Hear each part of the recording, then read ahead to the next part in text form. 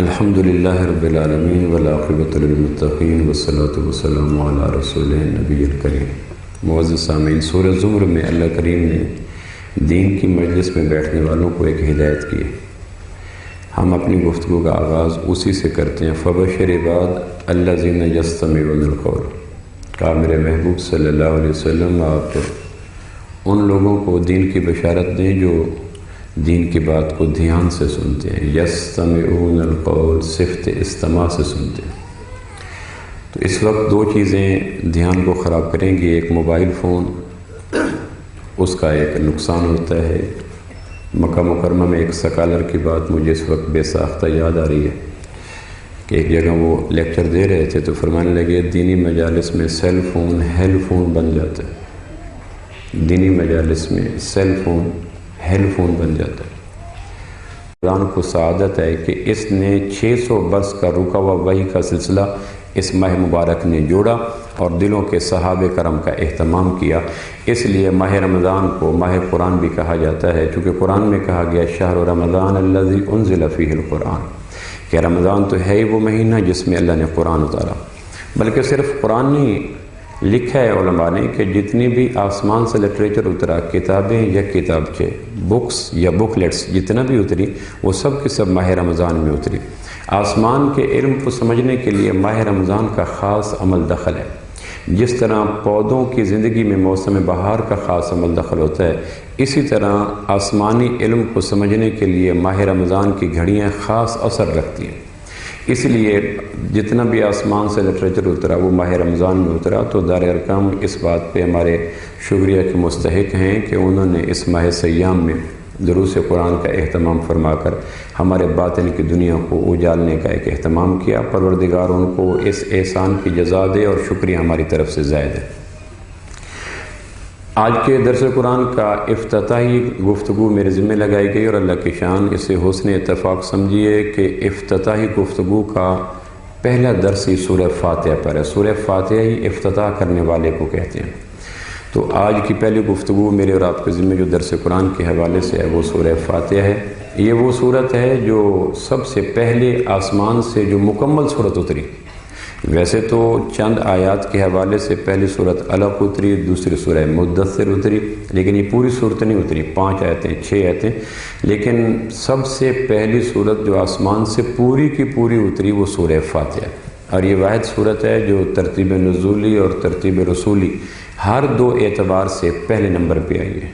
یعنی اللہ نے آسمان پہ جو پہلی صورت زمین والوں کے لیے اتاری مکمل سورہ فاتحہ، اور رسول رحمت صلی اللہ علیہ وسلم نے قرآن مجید کو کمپائل کرتے ہوئے تدوین کرتے ہوئے سب سے پہلی صورت جو قرآن مجید میں رکھی وہ بھی سورہ فاتحہ ہے۔ گویا ترتیب رسولی کے اعتبار سے، ترتیب نزولی کے اعتبار سے یہ فاتحہ کو اعزاز حاصل ہے کہ یہ واحد صورت ہے کہ جس ترتیب پہ آسمان سے اتری اسی ترتیب پہ نبوت نے قرآن مجید کے اندر اس کو جمع فرما دیا۔ یہ وہ واحد صورت ہے جس کے متعلق نبوت نے ارشاد فرمایا کہ سورہ فاتحہ جیسی صورت نہ قرآن میں اتری، نہ تورات میں اتری، نہ زبور میں اتری، نہ انجیل میں اتری۔ اور قرآن مجید میں جتنی بھی 114 صورتیں اتری ہیں، سب سے زیادہ نام جس صورت کے حدیث پاک میں درج ہیں وہ سورہ فاتحہ ہے۔ کم و بیش مفسرین نے 23 نیمز 23 نام سورہ فاتحہ کے لکھے ہیں۔ اتنے کثرت سے نام کسی صورت کے نہیں ہیں جتنے کثرت سے نام سورہ فاتحہ کے۔ اور یہ ایک اصول ہے کہ جس صورت کے جتنے نام زیادہ ہوں گے اس صورت کی شان، علو مرتبت اور مقام بھی اتنا ہی زیادہ ہوگا۔ اس لیے حدیث پاک میں آتا ہے کہ آپ نے ایک صحابی کو فرمایا کہ میں مسجد سے نکلنے سے پہلے آپ کو قرآن کی سب سے عظیم صورت سے آگاہ کروں گا۔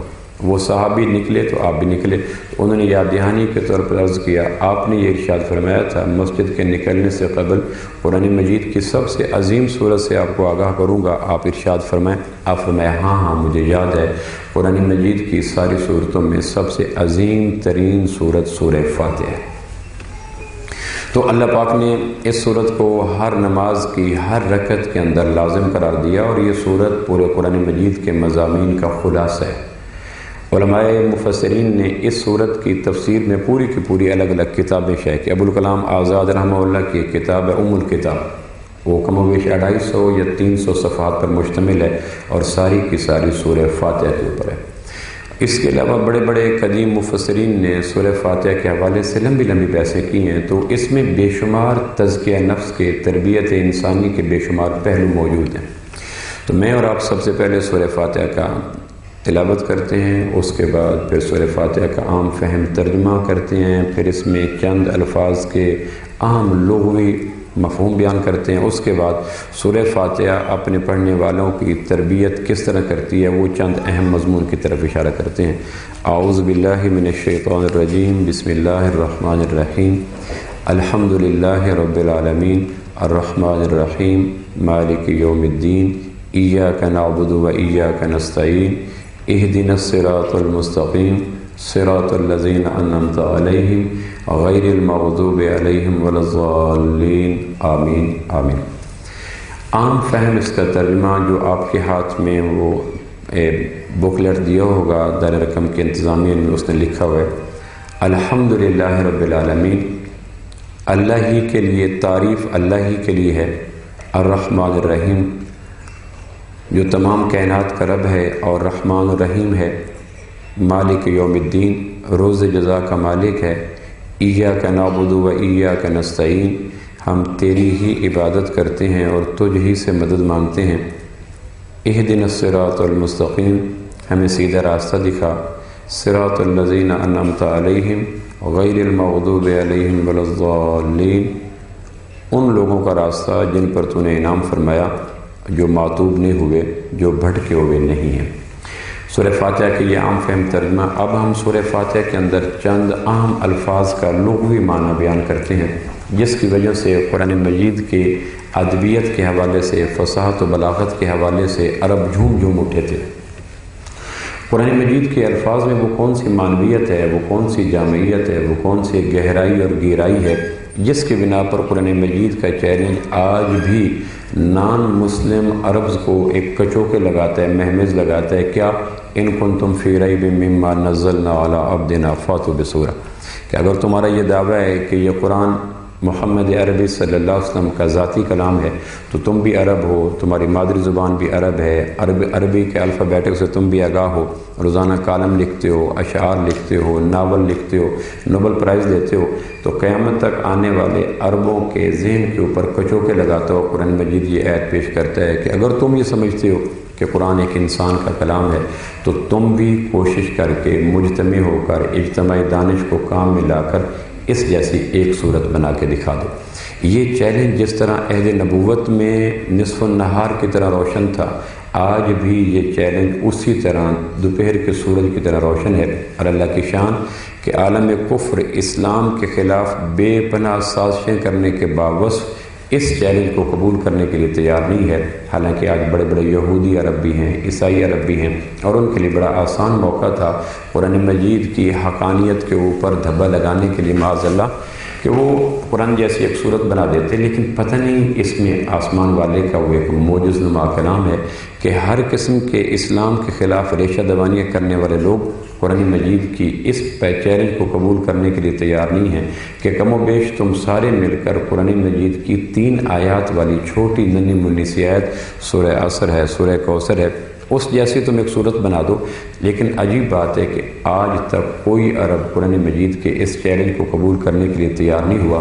اب وہ کون سی بات ہے کہ جس کے بنا پر بڑے بڑے ادیب عرب، بڑے بڑے شاعر عرب، بڑے بڑے کالم نگار عرب، بڑے بڑے اہل زباں عرب وہ کیوں نہیں لکھتے؟ تو اس بات کو جاننے کے لیے ترجمہ کافی نہیں ہے۔ سورہ فاتحہ کے اندر موجود 10-12 الفاظ کا میں لغوی معنی جو عربی زبان کے اندر ہے وہ میں آپ کے سامنے عرض کرتا ہوں، پھر شاید ہلکا سا ہمارے ذہن میں یہ بات آ جائے کہ قرآن مجید کا یہ کہنا کہ تم اس جیسا ایک کلام بنا کے دکھاؤ، اور وہ کیوں نہیں بنا سکتے۔ تو یہ چند ایک الفاظ ہیں جس کا میں لغوی معنی یعنی عربی معنی یعنی اہل عرب کے ہاں جو معنی معروف تھے وہ عرض کر دیتا ہوں۔ الحمد للہ رب العالمین، اس میں 4 لفظ ہیں، الحمد للہ رب عالمین۔ ہم کہتے ہیں کسی ایسی صاحب تعریف ذات کی تعریف کرنا جس کے سب کچھ ذاتی ہو، ازلی ہو، ابدی ہو، دائمی ہو، جس کی ساری صفات، ایک تو وہ صاحب صفات ہو اور اس کی ہر صفت ذاتی ہو، ازلی ہو، ابدی ہو، دائمی ہو، ان میں کوئی صفت عطائی نہ ہو، کوئی صفت ناقص نہ ہو، کوئی صفت چھن جانے والی نہ ہو، کوئی صفت تکمیل پذیر نہ ہو، ایسی چیز کو عربی میں حمد کہتے ہیں۔ جو قرآن کہتا ہے الحمد، پہلے الف اور لام لگا کر قرآن ایک حصار قائم کرتا ہے، قلعہ قائم کرتا ہے کہ ہر قسم کی تعریف، توصیف، ستائش کس کے لیے؟ للہ، اللہ کے لیے۔ یہاں قرآن مجید نے اللہ کا صفاتی نام نہیں، اللہ کا ذاتی نام لیا ہے۔ اللہ کا ذاتی نام کسی بھی مخلوق کو الاؤ نہیں ہے کہ اپنا نام رکھ سکے۔ اللہ نام کوئی نہیں رکھ سکتا، جس طرح رحمان نام کوئی نہیں رکھ سکتا، اکیلا کسی کو رحمان نہیں پکارا جا سکتا، اکیلا کوئی اپنا اللہ نام بھی نہیں رکھ سکتا۔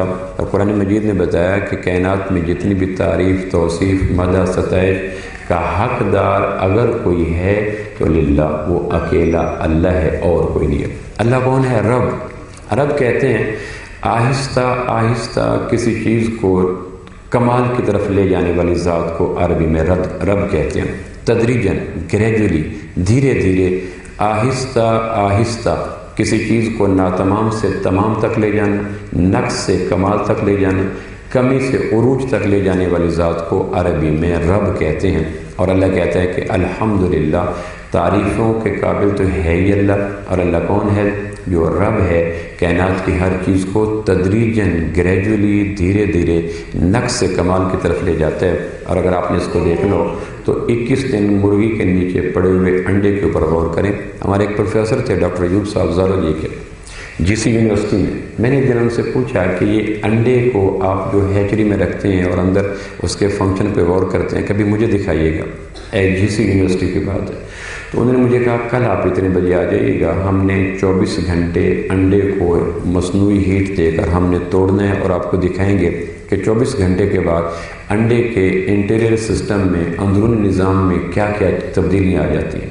تو میں نے وہ دیکھا کہ انہوں نے ایک پلیٹ منگائی، انڈے کو نکالا، توڑا تو پورے کا پورا انڈا وہی سفید اور پیلے رنگ والا تھا جو عام طور پر مرغیوں کے انڈے کا شیپ ہوتی ہے، لیکن جب انہوں نے پلیٹ میں ڈالا تو بیچ میں رائی کے دانے کے برابر ایک کالا نشان آ چکا تھا اور وہ تیزی سے اس کے اندر حرکت کر رہا تھا۔ مجھے کہنے لگے یہ چوزے کا دل بن چکا ہے اور کل اگلے 48 گھنٹے کے بعد توڑیں گے تو پھر اور تبدیلیاں آ جائیں گی، 72 گھنٹے کے بعد توڑیں گے تو اور تبدیلیاں آ جائیں گی، یوں گریجولی ہم توڑتے چلے جائیں گے۔ پھر 21 دن کے بعد یہ آج جو ہلکا سا کالے رنگ کا دل بنا، 21 دن کے بعد بال، کھال، دل، گردے، پھیپھڑے پر مشتمل ایک ننھا منھا حسن کا شاہکار چوزا ہمارے سامنے آ جائے گا۔ تو رب کہتے ہیں جو آہستہ آہستہ کسی چیز کو نقص سے کمال کی طرف، ادنا سے اعلیٰ کی طرف لے کے جانے والا ہو۔ تو کہا الحمدللہ، تعریفیں اللہ ہی کے لیے ہیں۔ اللہ کون ہے؟ جو رب ہے۔ اگر اللہ کسی چیز کو ایٹ ونس لے آتے، آپ یوں سوچیں کہ جب ہم رات کو گہری نیند لیتے ہیں، ساؤنڈ سلیپ، صبح اٹھتے ہیں تو رات کی سردی کے بعد اچانک دوپہر کی گرمی آ جائے تو کتنے لوگ بیمار ہو جائیں، کیونکہ ہم وہ رات کی سردی اور دوپہر کی گرمی کے درمیان وہ جو ایک فاصلہ ہے، قدرت اس کو گریجولی لے کے آتی ہے۔ پہلے سورج نکلتا ہے ہلکا پیلا، پھر سرخ، پھر تیز چھوئیں، پھر گریجولی، پھر انسانی وجود جوں جوں اس ہیٹ کو ابزارو کرنے کے قابل ہوتا چلا جاتا ہے، تو قدرت سورج کی شعاؤں میں حدت، روشنی، طاقت بھرتی چلی جاتی ہے۔ اگر قدرت سورج کو ایٹ ونس طلوع کر دے تو آپ یقین جانیں کہ 24 گھنٹے کے اندر کم و بیش 8 ارب انسانوں میں سے 4 ارب انسان کاروباری حیات کے قابل نہ ہوں، بستر کے اوپر دراز پڑے ہوں مرض کے عالم میں۔ تو رب اس کو کہتے ہیں جو تدریجاً، گریجولی، آہستہ آہستہ کسی چیز کو کمال کی طرف لے جائے۔ چوتھا لفظ ہے عالمین۔ عالمین علم سے نکلا ہے، علم فلیک کو کہتے ہیں، جھنڈے کو کہتے ہیں۔ ہمارے ہاں بھی علم کا لفظ ایک معروف ہے، فلاں جگہ علم لگا ہوا ہے۔ عرب قبائلی مزاج تھے، قبائلی مزاج کی شناخت کا ایک معیار ہوتا ہے کہ ہر قبیلہ اپنے قبیلے کے تعارف کے لیے ایک علم بناتا ہے۔ قرآن کے چونکہ اولین مخاطبین عرب تھے، لہٰذا قرآن انہی کے ذوق، انہی کی نفسیات، انہی کی اصطلاحات، انہی کے کو سامنے رکھ کر اترا کہ تم دیکھتے نہیں ہو کہ جب کوئی تمہارا اجنبی آدمی کسی بستی میں آتا ہے تو مکانوں پہ لگے ہوئے علم کو دیکھ کر وہ جج کرتا ہے کہ یہ مکان حلیف ہے یا حریف ہے، یہاں جانا چاہیے یا فاصلہ رکھنا چاہیے، یہ اپنا ہے یا غیر ہے۔ حالانکہ وہ صرف مکان پہ لہراتے ہوئے 1.5-2 گز کے کپڑے کو دیکھ کر یہ گیس کر لیتا ہے کہ اس مکان کے اندر رہنے والا مکین، اس کے میرے ساتھ کیا جذبات ہوں گے، حلیفانہ ہوں گے، حریفانہ ہوں گے، دوستانہ ہوں گے، دشمنانہ ہوں گے۔ تو اللہ نے ان کو مخاطب کر کے کہا کہ جس طرح تم اپنے مکانوں پہ علم لگاتے ہو اور علم کو دیکھ کر آنے واحد میں مکان سے مکین کی طرف چلے جاتے ہو، اللہ وہ رب ہے جس کے کائنات میں بے شمار علم ہی علم بکھرے ہوئے ہیں، جھنڈے ہی جھنڈے لگے ہوئے ہیں، پھریرے ہی پھریرے لہرا رہے ہیں، فلیگ ہی فلیگ اترے ہوئے ہیں، اور وہ فلیگ ہمارے دائیں ہیں، بائیں ہیں، آگے ہیں، پیچھے ہیں، اوپر ہیں، نیچے ہیں، رنگوں کے روپ میں، ذائقوں کے روپ میں، خوشبوؤں کے روپ میں، آسمان زمین کے روپ میں، سورج چاند ستاروں کے روپ میں۔ تو عالمین علم سے، علم نشانیوں کو، علم فلیگ کو، الحمدللہ تعریف اللہ کے لیے جو کائنات کو آہستہ آہستہ کمال تک لے جاتا ہے، اور پوری کائنات میں انسانوں کی نشو و نما کے لیے اس نے بے شمار علم اور اپنی پہچان کے لیے بے شمار اس نے فلیگ لہرا رکھے ہیں۔ الرحمن الرحیم یہ دو لفظ ہیں، مبالغے کے ہیں، بلا درجے کی رحمت، انتہا درجے کی رحمت۔ رحمان وہ لفظ ہے جو اللہ کے علاوہ بغیر نسبت کے کسی کو پکارا نہیں جا سکتا۔ ایک آدمی کا نام عبد الرحمن ہے تو ہم اس کو رحمان نہیں کہہ سکتے۔ دو لفظ، ایک اللہ، ایک رحمان، یہ دو لفظ ایسے ہیں، ایک صفاتی نام رحمان، ایک ذاتی نام اللہ، جو بغیر نسبت کے کسی آدمی کو پکارنا امام ذہبی کے بقول کبائر میں ہے کہ ہم رحمان ہاؤس نہیں لکھ سکتے، رحمان ولاز نہیں لکھ سکتے، رحمان گارمنٹس نہیں لکھتے، کسی کو رحمان نہیں پکار سکتے۔ تو رحمان اللہ ہے، رحیم اللہ ہے، یہ دو صفات کہ اللہ کے ہاں رحمت اتنی بڑی زیادہ ہے کہ اس سے زیادہ رحمت کا گمان نہیں کیا جا سکتا۔ اور رحیم مکمل رحمت، رحمان عام رحمت۔ تیسرا ہے مالک یوم الدین۔ مالک کو تین قراتوں سے پڑھتے ہیں علماء، ملک بھی پڑھتے ہیں، ملیک بھی پڑھتے ہیں، مالک بھی پڑھتے ہیں۔ یوم عربی میں دن کو کہتے ہیں، دین عربی میں جزا کو کہتے ہیں۔ کما تدانو تدینو ایک عربی کا محاورہ بھی ہے، جیسا کرو گے ویسا بھرو گے، اسی سے دین نکلا ہے کہ اللہ مالک ہے، اللہ بادشاہ ہے، اللہ فرمانروا ہے، کس کا؟ یوم الدین، جزا کے دن کا۔ ایاک نعبد و ایاک نستعین۔ ایاک نعبد، نعبد عبد سے نکلا ہے۔ عبد عربی میں اس خوشبودار بوٹی کو کہتے ہیں۔ اونٹ اگر صحرا میں سفر کرتے کرتے اونٹ کا مزاج ہے کہ جو سامنے آئے اس نے کھا لینا ہے، ایک اونٹ کے متعلق عام ہے کہ جو سامنے آئے وہ اونٹ کا کھا جا، حتیٰ کہ خاردار جھاڑی کے اوپر اپنا منہ رکھ کر پورے کانٹوں سمیت اس کو نچوڑ کے کھا جائے گا۔ لیکن عربوں کے ہاں ایک جڑی بوٹی تھی جس کو عبد کہتے تھے، جس طرح ہمارے ہاں کوئی جڑی بوٹیاں پودینہ ہے، دھنیا ہے، اسم نام ہے، عربوں میں ایک جڑی بوٹی کا نام تھا عبد۔ اب جتنی خوشبودار اور مرغوب بوٹی تھی اونٹ کو کہ اگر اونٹ چلتا چلتا اس نے اگر کہیں عبد کو دیکھ لیا، عبد کو سونگھ لیا، تو پھر مالک اس کو ڈنڈے مارے، مالک اس کو پتھر مارے، مالک اس کے لگامیں کھینچے، مالک اس کو عبد نامی جڑی بوٹی سے ہٹانے کے لیے ترغیب، ترہیب، تشدد، فضائل جو کر لے۔ اگر اونٹ نے عبد کو دیکھ لیا تو عرب اس بات کو جانتے تھے کہ اب اونٹ پہ کوئی کاوش کارگر نہیں ہوگی، اونٹ جب تک عبد کے اوپر جھک نہیں جائے گا تب تک اونٹ دائیں بائیں موو نہیں کرے گا۔ ایاک نعبد، اللہ ہم تیرے اوپر مر مٹے ہیں۔ یہ عربوں کے اولین ذوق کو سامنے رکھ کر بات کی جا رہی ہے۔ اب آپ تصور کریں کہ جب عربوں نے سنا ہوگا کہ تشبیہات کے جہان میں محمد عربی صلی اللہ تعالی علیہ وسلم نے عبد اور معبود کے رشتے کے لیے رغبت کو ظاہر کرنے کے لیے عبد نامی جڑی بوٹی کا انتخاب کیا، تو آپ تصور کر سکتے ہیں کہ ان کے دماغوں کے اوپر قرآن کے ادبی فصاحت و بلاغت کا کیا معیار چھایا ہوگا۔ ایاک نعبد، اللہ ہم تیرے ہی ہو گئے۔ اب کوئی تشدد، کوئی ترغیب، کوئی لالچ، کوئی ترہیب، کوئی ڈالر کی جھنکار، کوئی عورت کا حسن، کوئی کائنات کا پھیلا ہوا نقشہ ہمیں تیری خوشبودار ذات سے دائیں بائیں نہیں کر سکتا۔ ایاک نعبد و ایاک نستعین، اور ہم استعانت بھی تو سے چاہتے ہیں، مدد بھی تو سے چاہتے ہیں۔ آگے کا اہدنا الصراط المستقیم۔ ہدا عربی میں کہتے ہیں گہرے سمندروں میں ابھری ہوئی روشن دار چٹان کو۔ عربی لغت میں ہدا کے لغوی معنی کیا ہے؟ گہرے نیلے سمندروں میں ابھری ہوئی چمکدار مضبوط روشن چٹان کو عرب ہدا کہتے تھے۔ گہرے سمندروں میں جب کوئی بحری مسافر اپنی کشتی ڈال دیتا ہے تو سمندر کے اندر مسافر کو منزل تک پہنچانے کے لیے کوئی لائٹ ہاؤس نہیں ہوتا، کوئی راستے نہیں ہوتے۔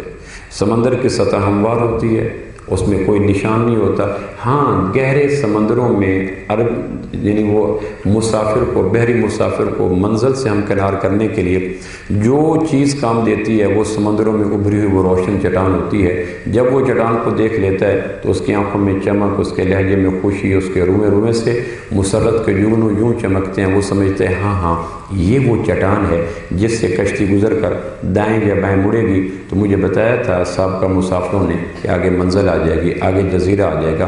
تو ہدا کہتے ہیں گہرے سمندروں میں ابھری ہوئی روشن چٹان کو۔ اور آپ تصور کر سکتے ہیں کہ جب کوئی مسافر سمندر میں چلتا چلتا اس کو ہدا نظر نہ آئے، اس کو چٹان نظر نہ آئے، تو اس کی آنکھوں میں کتنا خوف آ جاتا ہے۔ دوپہر کو رات چھا جاتی ہے، رواں رواں اس کا ٹوٹنے لگتا ہے کہ ایسا نہ ہو کہ میری کشتی چلتے چلتے ہدا سے منزل گم کر بیٹھوں، اور اگر ہدا نظر سے اوجھل ہو گئی تو میری کشتی حیات بھی برباد ہو جائے گی، کشتی حیات اور دوسری جو کشتی ہے لکڑی کی وہ بھی برباد ہو جائے گی۔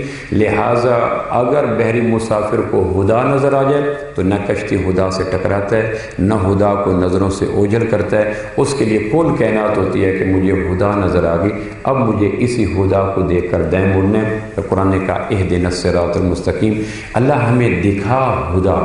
اللہ ہمیں ہم جو دنیا میں گوشت پوشت کی کشتی لے کے آئے ہیں، اس زمانے کے سمندر میں گوشت پوشت کی کشتی کے لیے ابھری ہوئی روشن چٹان کا نام قرآن ہے۔ اللہ ہمیں وہ ہدا دکھا جس کو دیکھنے کے بعد آنکھوں میں چمک آتی ہے اور مسافروں کی تھکن دور ہو جاتی ہے۔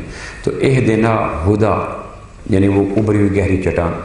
صراط عربی میں کہتے ہیں چوڑی تلوار کو۔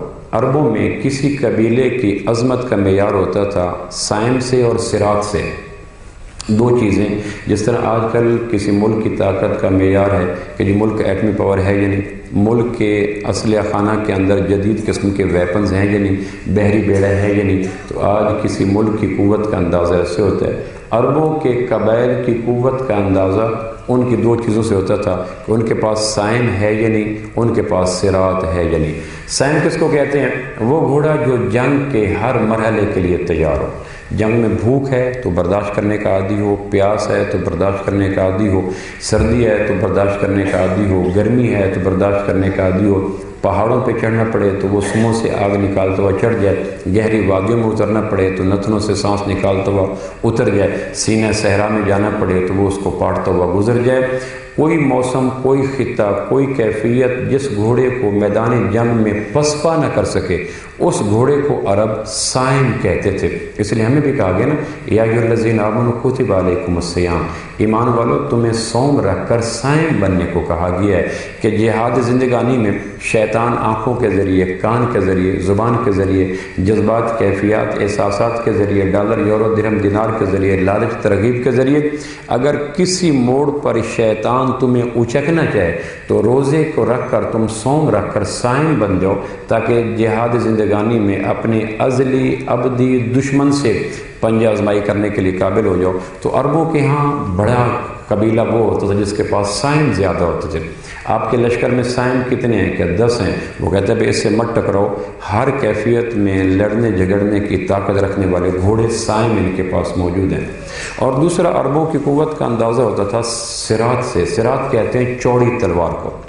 چوڑی تلوار جس چیز پہ پڑے اس کو کاٹتی چلی جاتی ہے، وہ ڈھال ہے تو کاٹ دیتی ہے، نیزہ ہے تو کاٹ دیتی ہے، پتھر ہے تو کاٹ دیتی ہے۔ چوڑی تلوار کو عرب صراط کہتے تھے۔ اسی چوڑی تلوار سے بعد میں چوڑا راستہ بھی صراط، چوڑے راستے کے معاملے میں بھی ہو گیا۔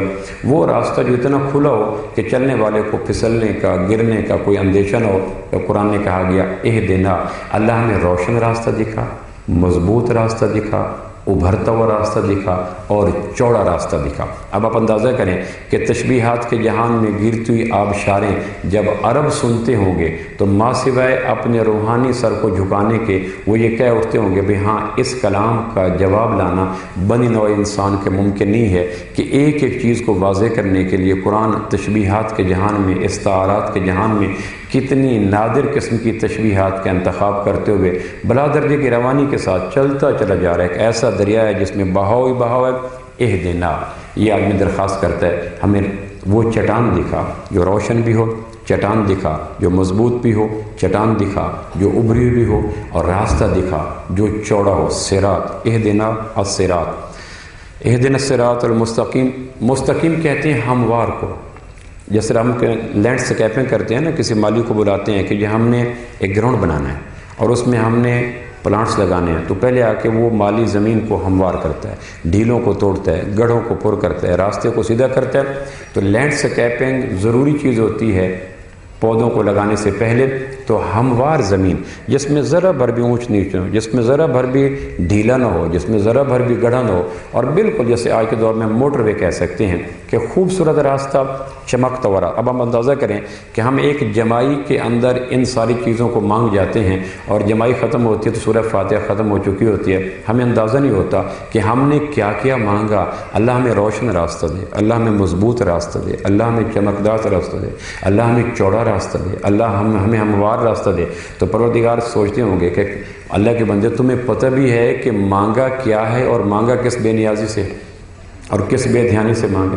ایک جمائی میں، ایک انگڑائی میں، بے دھیانی کے دبیز پردوں کے اندر تم اتنی چیزیں مانگ گے ہو، تمہیں پتہ ہی کوئی نہیں کہ تم کیا کیا مانگے ہو۔ ہدا مانگا ہے، صراط مانگا ہے، مستقیم مانگا ہے۔ تو اہدنا الصراط المستقیم، دکھا ہمیں ابھرا ہوا راستہ، ہموار راستہ اور برابر راستہ۔ صراط الذین انعمت علیہم، وہ چوڑا راستہ الذین انعمت، انعمت عربی میں ایک پودا ہے تنعیمہ پودا وہ ہے جو پانیوں کے اندر اگا کرتا ہے، لش گرین ہوتا ہے، گہرا سبز ہوتا ہے، دھوپ کی چمک اس کو پیلا نہیں کرتی، آندھی اور گرد و غبار اس کو آلودہ نہیں کرتی، پانیوں کے بیچ میں۔ ہمارے ہاں بھی اب جب آپ جانتے ہیں کچھ دریائی علاقوں میں کچھ پودے ہوتے ہیں جو پانیوں کے اندر ہی رہتے ہیں اور ان کی چمک کمال کی ہوتی ہے، قدرت نے ان کے اوپر ایک لیئر رکھ دی ہوتی ہے، اور اگر ان کو کبھی نکالیں اتنی چمک ہوتی ہے کہ مت پوچھیں۔ تو عربی میں ایک پودا تنعیمہ گہرے پانیوں کے بیچ میں اگا ہوا لش گرین سرسبز ایور گرین پودے کو کہا جاتا تھا، جو خزاں کی دسترس سے باہر ہو، جس کے اوپر گرد و غبار نہ ہے، جس کے اوپر پلاہٹ نہ ہے، جس کی چمک مان نہ ہو۔ تو پھر کہا گیا اللہ ہمیں چوڑا راستہ دے، ہموار راستہ دے، روشن راستہ دے، اور پروردگار ہمیں ہرا بھرا راستہ بھی عطا کر، ایسا راستہ جو آنکھوں کو بھی مرغوب ہو۔ آپ مکہ سے مدینہ جائیں تو وہ راستہ یقیناً چوڑا بھی ہے، وہ راستہ ہموار بھی ہے، لیکن وہ راستہ تنعیمہ نہیں ہے۔ یہاں آپ مری میں چلے جائیں تو یقیناً وہ راستہ چوڑا بھی ہے، وہ راستہ ہموار نہیں ہے، وہ راستہ تنعیمہ ہے۔ تو مری کے علاقے میں تنعیمہ بلا کا ہوتا ہے، ہریالی بلا کی ہوتی ہے، آنکھوں کو جاذب نظر لگتی ہے، لیکن زگ زیگ راستے اتنے ہوتے ہیں کہ آدمی اس راستے کی ہریالی سے محظوظ ہونے کی بجائے اتنے چکر آ جاتے ہیں کہ وہ ساری ہریالی اپنے دلکشی کھو بیٹھتی ہے۔ تو وہ راستہ جو چوڑا بھی ہو، وہ راستہ جو ہموار بھی ہو، وہ راستہ جو روشن بھی ہو، اور وہ راستہ جو بیلنس بھی ہو، اور وہ راستہ جس کے اوپر ہریالی بھی ہو۔ آپ اندازہ کریں کہ پروردگار نے فاتحہ کے اندر ہمیں کن کن چیزوں کے مانگنے کا اسلوب سکھلایا کہ زندگی گزارنے کے مسافر لوگوں تم اپنے لیے ان چیزوں کو مانگو تاکہ تمہاری زندگی کی گاڑی نہ پھسلے، نہ گرے، نہ بوریت کا شکار ہو، نہ حادثات کا شکار ہو۔ کیونکہ راستے تنگ ہوں تو حادثے ہوتے ہیں، راستے زگ زیگ ہوں تو پریشانی آتی ہیں، اور راستوں پہ ہریالی نہ ہو تو مسافر کی بے رنگ و نور منظر کو دیکھ کر مسافر کی آنکھیں اکتا جاتی ہیں۔ اگر تم راستہ وہ مانگو جو چمکدار ہو، چوڑا ہو، ہموار ہو، ہرا بھرا ہو۔ صراط الذین انعمت علیہم، یا اللہ وہ راستہ دے جو ہرا بھرا ہو، گرینری جس پہ بلا کی ہو۔ غیر المغضوب، غیر عربی میں یعنی یہ میں ایک معنی کر رہا ہوں، یہ عام ہمارے ہاں معنی بے شمار ہیں۔ غیر عرب جب اونٹ کے اوپر سامان لوڈ کرتے تو اونٹ کے اوپر جب کیاوا رکھتے تو 2 بوریاں ادھر رکھتی، 2 بوریاں ادھر رکھتی۔ اب انہیں گمان ہوتا تھا کہ اونٹ جب چڑھائی پہ چڑھے گا تو یقیناً وہ بیلنس آؤٹ ہو جائے گا، عین ممکن ہے کہ ایک طرف جھکاؤ بڑھ جائے اور عین ممکن ہے دوسرا جھکاؤ بڑھ جائے۔ تو اگر وہ اونٹ کے پالان کے دونوں جانب پڑا ہوا وزن بلندی پہ چڑھنے سے، دائیں بائیں جانے سے اگر وہ امبیلنس ہو جائے تو مسافر پریشان ہو جاتا تھا۔ تو اس امبیلنس اور اس ناہمواری کو بچانے کے لیے عرب کیا کرتے تھے، دونوں طرف سے کجاووں میں رسی ڈال دیتے تھے، اور رسی کا فائدہ یہ ہوتا تھا کہ جس طرف جھکاؤ زیادہ ہو رہا ہے، اگر فرض پر رائٹ سائڈ پہ وزن بڑھ گیا تو وہ رسی کو کھینچ کر لیفٹ پہ زیادہ کر دیتے تو وزن برابر ہو جاتا تھا، اگر لیفٹ پہ بڑھ گیا تو رائٹ کو کھینچ دیتے تھے۔ اس سے فائدہ یہ ہوتا تھا کہ راستے میں میں اگر کوئی بیلنس آؤٹ بھی ہو جائے تو ہلکے سے دھاگے کے اوپر نیچے کرنے سے وہ بنتے جاتے تھے، سنورتے جاتے تھے آرام سے۔ تو کہا اللہ راستہ چوڑا دے، راستہ ہموار دے، راستہ مستقیم دے، راستہ ہرا بھرا دے، اور راستے میں اگر کہیں اونچ نیچ بھی آ جائے تو سنورنے کی، بننے کی ہمیں خواہش بھی عطا کر اور طریقہ بھی عطا کر۔ آگے غیر المغضوب علیہم ولا الضالین،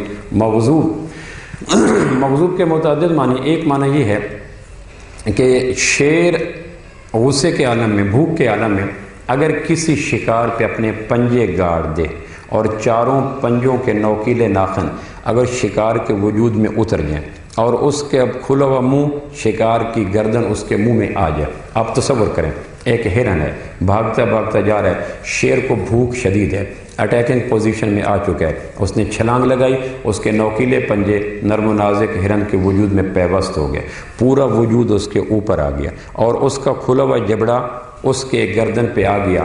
اب دنیا کی کون سی طاقت ہے جو اس ہرن کو بچا کے دکھائے؟ یہ ہرن شدید آزمائش میں آ چکا ہے۔ تو ہمیں کہا گیا غیر المغضوب، پروردگار ہمارے اوپر ایسی پکڑ نہ لانا جس سے بچنے کی کوئی راہ نہ ہو۔ اب دنیا کے کسی انسان کو کہو اس چبھے ہوئے اندر اترے ہوئے نوکدار پنجے اور گڑے ہوئے خون خوار اور تیز نوکیلے دانت، اب اس بیچ میں ہرن کو نکال کے دکھائے کوئی، یہ ہرن کی پکڑ کی انتہا ہے۔ اب ہرن اپنی کوشش، طاقت، دانش سے بچ نہیں سکتا۔ تو ہمیں کہا کہ پروردگار اس راستے پہ چلتے ہوئے ایسی پکڑ نہ فرمانا جو پکڑ اب دیکھو پکڑ کی شدت کو ظاہر کرنے کے لیے قرآن مجید نے تشبیہات کے جہان میں کیسی عجیب تشبیہ کا انتخاب کیا کہ انسانی امکان کے اندر اس سے زیادہ پکڑ کی شدید کوئی صورت پیش نہیں ہو سکتی جو قرآن نے انتخاب کیا۔ یہ وہ قرآن کا حسن تھا جس کے بنا پر عرب سرنڈر کر گئے، اور آج بھی عربی جاننے والے جب انہیں کہا جاتا ہے کہ لاؤ نہ ذرا اس کی ایک مثل، تو وہ کہتے ہیں ہم الفاظ کا انتخاب کہاں سے لیں، تشبیہات کا جہان کہاں سے لیں، ندرت کلام کہاں سے لیں، بندش تراکیب کہاں سے لیں، اور بات کو واضح کرنے کے لیے خوبصورت ترین چیزیں کہاں سے لیں۔ ہمارے انسانی دماغ میں ممکن نہیں ہے۔ اب ہم جب ترجمہ پڑھتے ہیں کہ ہم دکھاؤ ان لوگوں کا راستہ، اللہ نے سیدھا راستہ دکھا، تو سیدھے راستے میں بظاہر وہ کوئی چارم نظر نہیں آتا، وہ جو قرآن کے اس چیلنج کو سامنے لاتا ہے، ان کنتم فی ریب مما نزلنا علی عبدنا فاتوا بسورہ، ہم کہتے ہیں وہ کون سی بات ہے، دکھا سیدھا راستہ، بظاہر تو اس میں کوئی سی بات نہیں، لیکن اب سیدھے راستے کو ظاہر کرنے کے لیے آپ ان لفظوں پہ غور کریں، ہدا، صراط، مستقیم، تنعیمہ، غیر، اور بچا ہمیں ان لوگوں سے جن پر تیرا غضب ہوا۔ تو غضب یا اللہ یہ کون سی بڑی، تو اللہ نے کہا نہیں، غضب کے لیے میرے لفظوں کا انتخاب دیکھو کہ خون خوار شکاری اور شکار اپنے اوپر حملہ کرتا ہے، اس کے بچنے کا کوئی، تو کتنا اب عالم تصور میں اس ہرن کے اوپر نظر گاڑیں جس کے وجود میں پنجے پیوست ہو چکے ہیں، گردن گاڑی جا چکی ہے، اب دنیا کی کون سی طاقت اس کو لائیو پوزیشن میں نکال سکتی ہے؟ پروردگار زندگی کے راستے میں ہمیں یوں پکڑ میں نہ لے لینا کہ کوئی تدبیر، کوئی زور، کوئی زر، کوئی زاری اس آئی ہوئی پکڑ سے نکالنے کے لیے ہمیں کام نہ آ سکے، ایسی پکڑ میں نہ لے آنا۔ غیر المغضوب علیہم ولا الضالین، ضال کہتے ہیں وہ شخص جو اس کو صحرا کے بیچ میں چھوڑ دیا گیا ہو، صحراؤں کے ٹیلوں کے بیچ میں چھوڑ دیا گیا ہو، اور اس آدمی کے اوپر تین کیفیات ہوں، وہ آدمی مجنون ہو، وہ آدمی مسحور ہو، اور وہ آدمی جنوں کا مارا ہوا ہو۔ ایک تو بیچ صحرا کسی کو چھوڑ دیں اور اس کو کہو نکلو دائیں بائیں، تو اب وہ کہاں بھاگے گا؟ صحراؤں میں کہاں بھاگے؟ اسے پتہ ہے میں جہاں جاؤں گا صحراؤں کے تپتے ہوئے ٹیلے وجود سے نمی چوس لیں گے، ڈی ہائیڈریشن کا شکار ہو جاؤں گا، دائیں بائیں بھاگتے بھاگتے بالآخر کسی ٹیلے کے اوپر ایڑی رگڑ کے مر جاؤں گا۔ اکیلا دانا آدمی کو بھی بیچ صحرا میں چھوڑ دو تو منزل مراد پہ پہنچنے کی کوئی امید نہیں، اور اگر دانا آدمی بھی ہو اور پاگل بھی ہو اور جادو بھی اس کے ہوا ہو اور جنوں نے بھی اس کو مارا ہوا ہو، ان کیفیات کے حامل شخص کو بیچ صحرا میں چھوڑ کر اب کہو کہ منزل تک پہنچے، تو اب دنیا کا کون سا انسان ان کرائسس میں آئے ہوئے شخص کو منزل پہ پہنچا سکتا ہے؟ ایسے شخص کو عربی میں ضال کہتے ہیں۔ پروردگار زمانے کے اندر ہمیں ضال نہ بنانا، ہمیں مغضوب نہ بنانا، ہمیں اہدنا کرنا، ہمیں صراط دینا، ہمیں مستقیم دینا، ہمیں تنعیمہ دینا۔ یہ تھا چند ایک لغوی معنی جو سورہ فاتحہ کے حوالے سے میں نے آپ کے سامنے عرض کیے۔ اب ہم سورہ فاتحہ اور تعمیر شخصیت، سورہ فاتحہ اور تزکیہ نفس، سورہ فاتحہ اور بنی نوع انسان کے لیے مینار نور، سورہ فاتحہ اور اس میں ابھرتے ہوئے خوبصورت مضامین، ہم چند ایک ان کا ذکر کرتے ہیں، لیکن یہاں تک اگر کوئی صاحب جو میں نے گفتگو کی، یہاں تک اگر کوئی بات پوچھنا چاہے ریلیونٹ ہو تو میں اس کے لیے حاضر ہوں تاکہ ہم گفتگو کا تیسرا حصہ شروع کریں۔ پہلا حصہ ہمارا تھا سورہ فاتحہ کا عام فہم ترجمہ، دوسرا حصہ تھا سورہ فاتحہ کے لغوی مضامین، تیسرا حصہ تھا ہمارا سورہ فاتحہ اور تعمیر شخصیت، سورہ فاتحہ اور تزکیہ نفس، سورہ فاتحہ اور بنی نوع انسان کے لیے اس میں 7 رنگوں کی شفق، سورہ فاتحہ اور موسم بہار، سورہ فاتحہ اور قلب کو قلب سلیم بنانے کے رہیں۔ یہ ہمارا تیسرا ہے۔ اس تک یہاں تک جو میں نے گفتگو کی، اس حد تک کوئی بات آدمی پوچھنا چاہتا۔ اچھا، اللہ کا یہ شکر ہے کہ آپ حضرات نے وہ جو میں چاہ رہا تھا کہ موبائل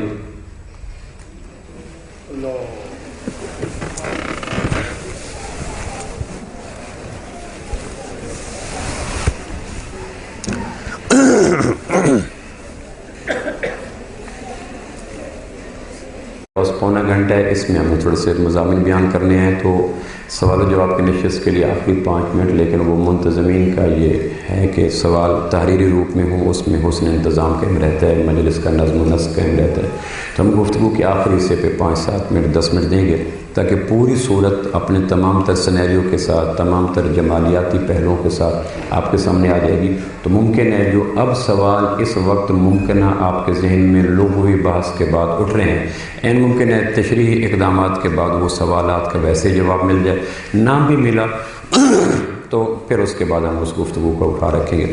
بسم اللہ الرحمن الرحیم، الحمدللہ رب العالمین، یہ پہلی صورت ہے، پہلی آیت ہے۔ تمام تعریفیں اللہ کے لیے جو کائنات کو دھیرے دھیرے تدریجاً آہستہ آہستہ کمال تک لے کے جانے والا۔ حدیث قرآن مجید حسن بصری رحمہ اللہ کا ارشاد ہے کہ اللہ کو تمام کاموں میں، بندوں کے تمام کاموں میں سب سے زیادہ پسندیدہ کام یہ ہے کہ بندہ اللہ کی تعریف کرے، اور دلیل یہ ہے کہ قرآن نے آغاز میں بندے کو اپنی تعریف کا حکم دیا ہے، اور یہ اس میں ایک لفظ حذف ہے، اصل یہ تھا کہ کہو تمام تعریفوں کا مالک اللہ ہے۔ تو سب سے بڑا پسندیدہ کام جو بندے کا اللہ کو لگتا ہے وہ یہ ہے کہ بندہ اللہ کی تعریف کرے۔ اس لیے ایک حدیث پاک آپ نے پڑھا ہوگا، افضل الذکر لا الہ الا اللہ و افضل الدعاء الحمدللہ۔ اچھا، میں نے اس حدیث پہ بڑا سوچا اور بڑا دائیں بائیں میں نے کوشش کی کہ اس میں حدیث میں تھا کہ بہترین دعا الحمدللہ، یہ ایک معروف حدیث ہے، صحیح درجے کی حدیث ہے، ایتھینٹسٹی اس کی صحیح ہے کہ بہترین دعا اللہ تعالی شکر ہے۔ جب ہم عجمی سرزمین کے لوگ اس دعا کے معنی کو دیکھتے ہیں تو اس معنی میں کوئی دعائیہ رنگ نظر نہیں آتا۔ اللہ تعالی شکر ہے، یہ تو ہے کہ اللہ جنت دے، یہ تو ہے کہ اللہ دوزخ سے نجات دے، یہ تو ہے کہ اللہ عافیت دے، یہ تو ہے کہ اللہ آسانیاں دے۔ یہ جملے تو دعائیہ اسلوب سے چھلکتے ہوئے جملے ہیں، لیکن اللہ تعالی شکر ہے بادیوں نظر میں عجمی سرزمین کے لوگ اس جملے کے اندر کوئی دعائیہ روپ نہیں پاتے کہ اللہ تعالی شکر ہے۔ بظاہر اس میں دعا لگتی کوئی نہیں، لیکن رسول رحمت صلی اللہ علیہ وسلم کا ارشاد مسلسل آ کے دستک دیتا ہے، نہیں میں کہہ رہا ہوں افضل الذکر لا الہ الا اللہ و افضل الدعاء الحمدللہ، بہترین دعا اللہ تیرا شکر ہے، یہ کہنا۔ اب سوال یہ ہوتا ہے کہ ہم کہتے ہیں کہ اس میں دعائیہ رنگ کوئی نہیں، نبوت کا ارشاد مصر ہے کہ دنیا میں بہترین دعا یہ کہنا الحمدللہ۔ اس لیے ہم پانی پیتے ہیں، ہم سو کے اٹھتے ہیں، ہم دودھ پیتے ہیں، ہم واش روم سے فارغ ہو کے آتے ہیں، جتنی بھی نعمتیں ہیں اس کے بعد مسنون دعاؤں میں یہ لفظ الحمدللہ کسی نہ کسی درجے میں آ جاتا ہے۔ الحمدللہ الذی اذھب عنی الاذى، الحمدللہ رب العالمین، بسم اللہ والحمدللہ، یعنی جتنی بھی مسنون دعائیں ہیں اس میں کسی نہ کسی درجے میں لفظ الحمدللہ آ جاتا ہے، اور قرآن مجید کا آغاز بھی لفظ الحمدللہ سے ہوا۔ حدیث میں آتا ہے کہ بہترین دعا الحمدللہ، اللہ تعالی شکر ہے۔ اب اس میں آپ کو عرض کرتا ہوں کہ کیسے یہ بہترین دعا ہے۔ آپ اندازہ کریں کہ اگر آپ کسی کے یہاں مہمان جاتے ہیں اور مہمان نے 2-4 ڈشیں آپ کے ٹیبل پہ رکھ دیں، اور 2-4 ڈشوں کو کھاتے کھاتے ایک ڈش مزاج کے مطابق آ گئی، کوئی مشروب، کوئی کھانے کی چیز جو وہ تھی کہ جو ذوق کے عین مطابق تھی، آپ نے کھاتے کھاتے کہا سب چیزیں بہت اچھی ہیں لیکن میں کسی ڈش کا نام نہیں لیتا کیونکہ اس وقت سحری کر کے بیٹھے ہیں اور پھر وہ ڈش کا نام لینے سے سارا دن کسی درجے میں پریشانی بھی ہو سکتی ہے، لیکن ABC کسی ڈش کا نام آپ تصور میں سوچ لیں تاکہ کل کلا اگر پوچھ گوچھ ہو تو آپ کا دماغ، آپ کا وجود اس کا ہو، بیچ میں شامل ہو جاؤں کہ آپ نے فلاں ڈش کا نام لے کر صبح سے شام تک سے افطاری کی مدت لمبی کیوں کر دی تھی۔ آپ ایک سوچیں، آپ کسی مہمان کے ہاں گئے، اس نے 6 ڈشیں سجا دی، اس میں سے ایک ڈش ABC آپ کے ذوق کی ہے، آپ نے یہ کہا کہ یہ ڈش بڑی اچھی ہے، یہ پانی بڑا اچھا ہے، یہ سویٹ بڑی اچھی ہے، یہ پھل بڑا اچھا ہے۔ اب میزبان اس بات کو سمجھنے کے بعد اگر میزبان ہے تو وہ سمجھ جائے گا کہ مہمان کا کسی ڈش کی تعریف کرنا ان ادر سینس اس ڈش کو مزید مانگنے کا حسین طریقہ ہے۔ وہ سوال کی ذلت سے بچنا چاہتا ہے، چیز مزید لینا چاہتا ہے، لہٰذا سوال کی ذلت سے ہونٹوں کو آشنا نہیں کرنا چاہتا، مزید چیز بھی لینا چاہتا ہے، تو سوال کی ذلت سے بچنا، چیز مزید لے لینا، اس کا مہذب طریقہ یہ ہے کہ اس چیز کی تعریف کر دو۔ ایک ابو حاتم طائی کا ایک واقعہ بڑا معروف لکھا ہے کتابوں میں کہ حاتم طائی کہتا ہے مجھے ایک جنگل میں رات ہو گئی تو ایک عرب کے یہاں مہمان ٹھہرا، جنگل تھا، میں نے کہا مہمان ہوں، مسافر ہوں، کیا آم چاہیے تو آم چاہیے، اس نے کہا بسم اللہ۔ رات سردی تھی، بارش ہوئی، ہم نے خیمہ گاڑا، وہ ایک بکری بھون کے لایا۔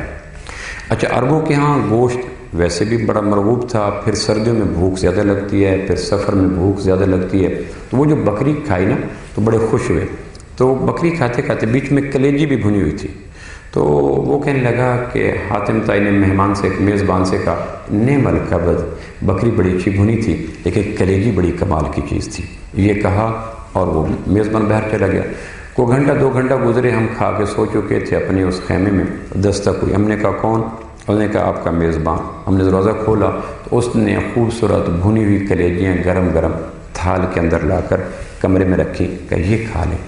میں نے کہا ہم نے تو نہیں مانگی تھی، کہ نہیں، کسی چیز کی تعریف ان ادر سینس اس چیز کو مانگنے کا ایک مہذب قرینہ ہوتا ہے، تم نے کہا تھا کلیجی بڑی اچھی ہے تو میں سمجھ گیا کہ میزبان کلیجی مزید چاہتا ہے، تو میں اپنی بکریوں کو ذبح کر کے اس میں سے 10-12 کلیجیاں لے کے آیا ہوں۔ حاتم طائی کہتے ہیں ہم نے کلیجی کھا لی، لیکن ہم نے کہا اب اگر ہم نے اس کی تعریف نہ کی تو سائیکلوجیکل اعتبار سے اس کا دل ٹوٹ جائے گا، وہ سمجھے گا پہلی کلیجی ٹھیک روسٹ ہوئی تھی، اب کے بعد ٹھیک نہیں ہوئی۔ تو ہم نے کھاتے کھاتے کرہن توان نہیں، ویلنگلی نہیں، بادر نخواستہ میزبان کے اس مشقت کو زائل کرنے کی نیت سے ہم نے کہا کلیجی بڑی اچھی بنائی اس دفعہ بھی۔ تو رات کا آخری پہر تھا، پھر دستک ہوئی، ہم نے کہا من دخل باب، کون؟ اس نے کہا میں۔ تو اس لہجے میں ناگواری تھی، ہم نے دروازہ کھولا تو بھیگتی ہوئی بارش میں ایک تھال بھرا ہوا کلیجیوں کا لے کے اور آیا کھڑا تھا، اور اس نے کہا کہ اب تعریف نہ کرنا، میں اپنا سارا ریوڑ ذبح کر چکا ہوں، اب اگر کرو بھی تو میرے پاس کوئی نہیں۔ تو اس دن اندازہ ہوا کہ میزبان اگر مہمان کی نفسیات کو جانتا ہو تو وہ جان جاتا ہے کہ کسی چیز کی تعریف دراصل مہمان کہتا ہے کہ یہ چیز مجھے زیادہ پسند ہے، مجھے اور عطا کر دو۔ جب ہم دودھ پی کے کہتے ہیں الحمدللہ تو اللہ سے بہتر میزبان کون ہے؟ جب ہم کسی نعمت پہ کہتے ہیں الحمدللہ تو اللہ سے بہتر مزاج شناس کون ہے؟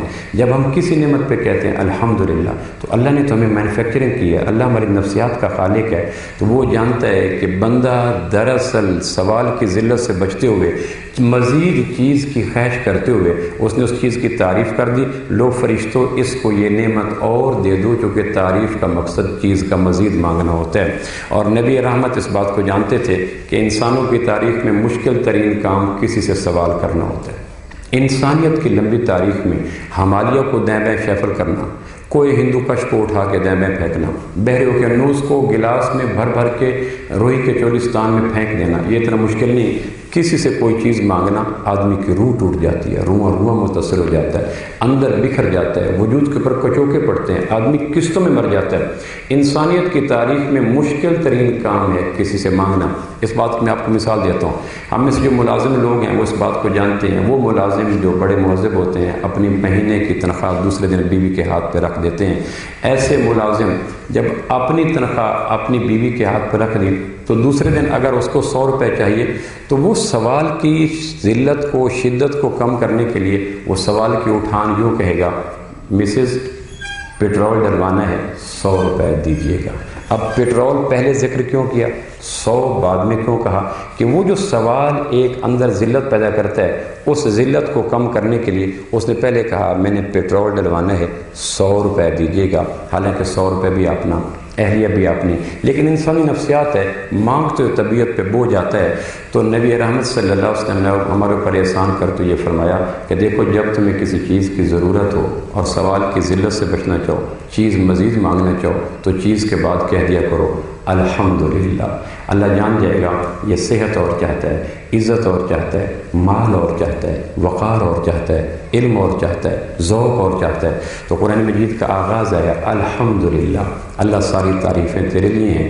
اس لیے ہر نعمت کے بعد جو آدمی یہ کہنے کا عادی ہو جاتا ہے، اور لمحہ موجود میں عصر حاضر میں جو ہم کرائسس میں ہیں، اس کا ایک سبب یہ بھی ہے کہ ہمارے لفظ سے الحمدللہ سے محروم ہو چکے ہیں۔ ہر لب شاکی ہے، ہر زبان شکوہ گناہ ہے، اور آسمان کے وہ دروازے ترستے ہیں کہ وہ لوگ کہاں گئے جو ہر حال میں الحمدللہ کہا کرتے تھے، اور آسمان کی بادشاہت میں ان کے لیے نعمتوں کی فراوانی کے فیصلے ہوتے تھے۔ لمحہ موجود میں ہماری صحت چلتا پھرتا اسپتال ہے، ہم عملاً قرض کی میلی چادر میں دبے ہوئے ہیں، اپنے غیر ہو چکے ہیں، جسم پریشر کوکر بن چکے ہیں، دماغ تنور بن چکے ہیں۔ اس کا ایک سبب یہ ہے کہ ہماری زبانیں سورہ فاتحہ کے پہلے لفظ سے محروم ہو چکی ہیں، اور وہ لفظ تھا الحمدللہ۔ اللہ کہتا ہے لو میرے بندے نے الحمدللہ کہہ کر مزید نعمت کا سوال کر لیا۔ تو پہلا تربیت نفس میں، تزکیہ نفس میں سورہ فاتحہ نے ایک لفظ دیا کہ جب بھی کسی کیفیت میں ہو الحمدللہ کہو۔ بہترین میزبان اس نعمت کو قائم بھی رکھے گا، نعمت کو عام بھی کرے گا، نعمت کو دوام بھی بخشے گا، اور نعمت کو تادیر آپ کے اوپر رکھے گا۔ شرط یہ ہے کہ روح کی گہرائیوں سے آنے والی نعمت پہ کہہ دیا کرو کیا بولو جی؟ سارے بولو جی۔ دوسرا جو فائدہ ہے الحمدللہ کا، آدمی یہ کہہ رہا ہے کہ اس کائنات میں جتنی بھی تعریف ہے اکیلے اللہ آپ کے لیے۔ اس میں ایک تو یہ ہے کہ نعمتیں بڑھ جاتی ہیں لفظ الحمدللہ کہنے سے، دوسرا شرک سے آدمی بچ جاتا ہے لفظ الحمدللہ کہنے سے۔ وہ کیسے؟ کائنات میں پروردگار نے کائنات کو تخلیق کیا، اور ہر مخلوق کے اندر کوئی نہ کوئی صفت رکھی، پہاڑ میں مضبوطی رکھی، بارشوں میں نمی رکھی، پھولوں میں خوشبو رکھی، اور انسانوں میں طاقت رکھی، زمین میں ہموار پن رکھا۔ ہر مخلوق کے اندر پروردگار نے اپنی ذات کا طاقت بتلانے کے لیے کوئی نہ کوئی صفت رکھی۔ آدمی جب کائنات کی کسی مخلوق میں کسی صفت کو دیکھتا ہے، کسی خوبی کو دیکھتا ہے، کسی قابل تعریف بات کو دیکھتا ہے، وہ خوشبو کے روپ میں ہو، وہ حسن کے روپ میں ہو، وہ طاقت کے روپ میں ہو، وہ ذہانت کے روپ میں ہو، وہ خطابت کے روپ میں ہو، وہ قوی پن کے روپ میں ہو، وہ ہریالی کے روپ میں ہو، وہ کسی نعمت کے روپ میں ہو، تو آدمی کسی مخلوق سے نکلنے والی قابل تعریف چیز کو دیکھ کر کہتا ہے نہ یہ اس مخلوق کا کمال ہے جس سے چیز نکل رہی ہے، بھینس سے دودھ نکلا یہ بھینس کا کمال نہیں، گلاب کی پتیوں سے خوشبو نکلی یہ اس کا کمال نہیں، خطیب نے ایک لچھے دار گفتگو کی یہ لفظوں کا جملوں کا بندش یہ اس کا کمال نہیں، شاعر نے کلام لکھا یہ اس کا کمال نہیں، حسین آدمی کے وجود میں موزونیت آ گئی، دلکشی آ گئی، اور اس کی وضاحت میں ایک خوبصورتی آ گئی یہ اس کا کمال نہیں۔ تو مومن کائنات میں جہاں کہیں خوبی دیکھتا ہے وہ خوبی کو اور خوبی سے نکلنے والی جگہ کو کارنر کر کے آسمان پہ جا کے عالم تصور میں اللہ کے حضور سر جھکا کر کہتا ہے الحمدللہ پروردگار ساری خوبیاں تعریفیں تو تیری ہیں، میں ان کم نصیبوں میں نہیں ہوں جو تعریف یہاں سے نکلتی ہے وہی منسوب کر دے، بلکہ میں اس راز کی بات کو جانتا ہوں، اور نبی رحمت صلی اللہ تعالی علیہ وسلم کی ازکا پاکیزہ تعلیمات نے مجھے جو علو مرتبت عطا کی ہے اس میں یہ ہے کہ کائنات میں کہیں کوئی خوبی ہو میں جانتا ہوں نہ یہ خوبی ذاتی ہے، یہ خوبی عطائی ہے، نہ اس کی ہے، اللہ کی عطا کی ہے۔ لہٰذا کسی بھی خوبی کی چیز کو دیکھ کر، تعریف کی چیز کو دیکھ کر اگر آدمی وہی بات کرنا شروع کر دے تو گریجولی شرک آنا شروع ہو جاتا ہے۔ ایران کا ایک آدمی کسی کام کے لیے پہاڑوں پہ گیا، وہاں پہاڑوں پہ جا رہا تھا تو پتھر کے بیچ میں سے ایک سانپ نکلا، اس نے بچنے کے لیے ایک پتھر اٹھا کر سانپ کو مارا، سانپ پتھر کے بیچ میں چھپا اور پتھر سے ٹکرایا، ہلکی سی چنگاری نکلی، گرد پیش پڑے ہوئے تنکوں نے چنگاری کو پکڑا، ہوا نے پھیلایا اور گرد پیش کی جڑی بوٹیوں کو آگ لگی، سانپ دائیں بائیں بھاگا لیکن آگ پھیلی، بالآخر جل کے راکھ ہو گیا۔ واپس جا کے بیٹے کہنے لگا اگر آج آگ نہ ہوتی اور شعلے نہ پھیلتے، جھاڑیاں اس کو تعامل نہ کرتی، تو تیرا باپ اس وقت لاش کے روپ میں کسی پہاڑ کے اوپر پڑا ہوتا۔ لہٰذا آگ نے تیرے باپ کو حیات نو بخشی، سو آگ ہماری معبود ہے۔ وہاں سے آتش پرستی کا آغاز ہوا۔ مومن کہتا ہے نہیں، وہ پتھر کا ٹکرانا، چنگاریوں کا نکلنا، ہواؤں کا پھیلنا، تنکوں کا پکڑنا، جھاڑیوں کا پھیلنا، سانپ کے راستوں کا مسدود ہونا، مومن آنے واحد میں کہتا ہے الحمدللہ، پروردگار میں جان گیا ان ساری خوبیوں کا منبع و مالک تو ہے، لہٰذا ولی کی کرامت، نبی کی نبوت، حسین کا حسن، قوی کی طاقت، خطیب کا خطبہ، شاعر کا کلام اور واعظ کا واعظ، جتنی بھی چیزیں ہیں سب سے پہلے نعرہ تعریف اس کی نہ لگاؤ، ورنہ گریجولی شرک آ جائے گا۔ آج عقیدت، پھر عقیدہ، اور پھر سب کچھ برباد ہو جائے گا۔ لہٰذا مومن کسی بھی خوبی کی چیز کو دیکھ کے زبان سے کہتا ہے الحمدللہ، اللہ میں جان گیا یہ جتنی بھی خوبیاں ہیں اس کے پیچھے دست ہنرمند آپ کا ہے، اس کے پیچھے صنائی آپ کی ہے، اس کے پیچھے صفت بدی اور مبدی آپ کی ہے۔ میں ان کم نصیبوں میں نہیں ہوں جو جہاں سے چیز نکلے وہی اپنے دل و دماغ کی دنیا دے بیٹھے، میں جان گیا یہ سب کچھ تو ہے۔ تو پہلا جملہ کہا گیا الحمدللہ، جہاں بھی کوئی خوبی کی چیز دیکھو اللہ کی تعریف کرو، جب کوئی نعمت ملے اللہ کی تعریف کرو، جب اللہ کی تعریف کرو گے تو شرک کا موذی مرض رک جائے گا، جب اللہ کی تعریف کرو گے تو مادی چیزوں سے نقصان سے بچ جاؤ گے۔ آگے کہا للہ رب العالمین، اللہ کی ہم تعریف کیوں کرتے ہیں کہ اللہ ہمارا رب ہے، اس نے ہمارے وجود کو تدریجاً پال کے بڑا کیا، ایک قطرے کو شاہکار بنایا، پھر ایک جسم کی نگہداشت کے لیے پروردگار نے کیا کیا، کچھ نہیں کیا۔ آپ اندازہ کریں اللہ ہمارا رب ہے، وہ آنکھوں کے لیے رنگ دیتا ہے اور زبان کے لیے ذائقے، کان کے لیے آوازیں دیتا ہے اور جسم کے لیے موسم۔ تو ہم اللہ کی تعریف اس لیے کرتے ہیں کہ پروردگار نے ایک تو مجھے آپ کو تدریجاً نقص کمال کی طرف لے گیا، پھر ہماری ذات کو قائم رکھنے کے لیے اس نے ایک بھرا ہوا دسترخوان کائنات میں بچھا دیا۔ ایک آنکھ رنگ کتنے، ایک زبان ذائقے کتنے، ایک کان آوازیں کتنی، ایک جسم موسم کتنے۔ تو کسی کے گھر آپ چلے جائیں تو سالن کے 4 قسمیں ہوں، سویٹ ڈش کی 5 قسمیں ہوں، پھلوں کی 10 قسمیں ہوں، تو ہم کہتے ہیں کہ اس کے دل میں مہمان کی قدر کتنی ہے کہ اس نے انبار لگا دیا ہے۔ پروردگار نے ہماری پرورش کے لیے کتنا کائنات میں دسترخوان بچھا کے انبار لگا دیا، سو ہم کہتے ہیں الحمدللہ رب، اے ہمارے پالنہار، ہم تیری تعریف کرتے ہیں۔ اور تعریف بے سبب نہیں ہے، ایک اس لیے کہ تو نے ہمارے ایک ناقص وجود کو کامل بنانے کے لیے، ہمارے جسم کے ایک ایک عضو کی تسکین کے لیے کائنات میں کتنے دسترخوان بچھا دیے۔ اور اگلی چیز جو ہے عالمین، کہ پروردگار کہتا ہے کہ مجھے پہچاننا ہے تو میری پھیلی ہوئی کائنات میں ہر مخلوق میرا ایک جھنڈا ہے۔ ایک ہے اللہ کو یاد کرنا، ایک ہے اللہ کو یاد رکھنا۔ یاد کرنا یہ ہے کہ ایک تسبیح پکڑی، مسجد کے کونے میں بیٹھا، گھر کے کنارے میں بیٹھا اور 3-4 تسبیحات پڑھ کے فارغ ہو کر پھر اللہ کو غافل کر کے پھر اپنی دکان پہ چلے گئے۔ اللہ کو یاد کرنا اور ہے، یاد رکھنا اور ہے۔ یاد رکھنے کی تعریف طریقہ یہ ہے کہ پھیلی ہوئی کائنات کے علم آدمی دیکھتا رہے، اوپر آسمان، نیچے زمین، برستے ہوئے بادل، کڑکتی ہوئی بجلیاں، قوس قزح کے رنگ، اڑتے ہوئے پنچھی، چمکتے ہوئے جگنو اور رقص کرتی ہوئی تتلیاں، لٹکتے ہوئے پھل، کھلتے ہوئے پھول، بربرے ٹیلے، گہری وادیاں، بدلتے ہوئے موسم، اگتے ہوئے پھل اور انسانوں کی قسمیں، ان کو دیکھے تو جس چیز کو دیکھے تو آدمی زبان سے کہے یہ میرا اللہ کا علم ہے، یہ میرے اللہ کی پہچان ہے، یہ میرے اللہ کی نشانی ہے۔ تو جو آدمی ہر آن ہر گھڑی اس ٹریک پہ آ جاتا ہے کہ کائنات کی پھیلی ہوئی چیزوں کو دیکھ کر اللہ کو یاد کرنے کا عادی بن جائے، تو یہ آدمی کسی وقت بھی اللہ کو بھول نہیں سکتا۔ کہ بازار میں ہو تو پھل دیکھے گا تو اللہ، گھر میں ہوگا تو بیوی دیکھے گا، بچے دیکھے گا، ماں باپ دیکھے گا۔ اللہ ماں کو دیکھ کے اور جذبے، بیوی کو دیکھ کے اور جذبہ، بہن کو دیکھ کے اور جذبے، بیٹی کو دیکھ کے ایک اور جذبے، ایک ہی گوشت پوشت کے وجود، لیکن جذبوں کی کتنی ویرائٹی ہے، کہیں عقیدت ہے، کہیں محبت ہے، کہیں جذبہ ہے، کہیں احترام ہے، کہیں پروں کے فرشتوں کے پروں کا رقص ہے۔ پروردگار مختلف وجود کے اندر پھیلے ہوئے مختلف جذبوں کو سمو کر آپ نے کتنا کمال کر دیا۔ سردیوں کے پھل دیکھتا ہے، گرمیوں کے پھل دیکھتا ہے، بدلتے موسم دیکھتا ہے، تو ہر چیز کو دیکھ کے آتا ہے الحمدللہ رب العالمین۔ اور قرآن مجید میں آتا ہے کَأَيٍّ مِّنْ آیَةٍ فِي السَّمَاوَاتِ وَالْأَرْضِ يَمُرُّونَ عَلَيْهَا وَهُمْ عَنْهَا مُعْرِضُونَ۔ ہم نے تمہاری توجہ اپنی طرف پھیرنے کے لیے کائنات میں کتنے علم لہرائے، لیکن تم بھی کتنے کم نصیب نکلے کہ اتنی چیزوں کو دیکھ کر کبھی بھی تمہاری زبان کے چشمے سے ایک دفعہ بھی لفظ سبحان اللہ کا چشمہ باہر نہ نکلا۔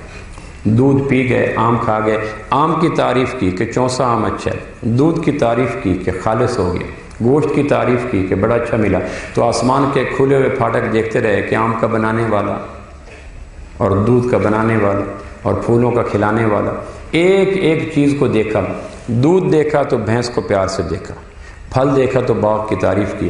اللہ کے ظالم، وہ تم نے سورہ فاتحہ میں کہا تھا الحمدللہ رب العالمین، تم نے تو یہ کمٹمنٹ کی تھی پروردگار ہر جھنڈے کو دیکھ کر تمہیں سلام کروں گا، یہاں جھنڈوں کو سلام کر رہے ہیں، یہاں فلیگز کو سلام کر رہے ہیں، یہاں علم کو سلامی دے رہے ہیں، رہا علم کو دیکھ کر مکان کو دیکھ کر مکین کو دیکھ کر مکان کو دیکھ کر مکین کو یاد کرنا۔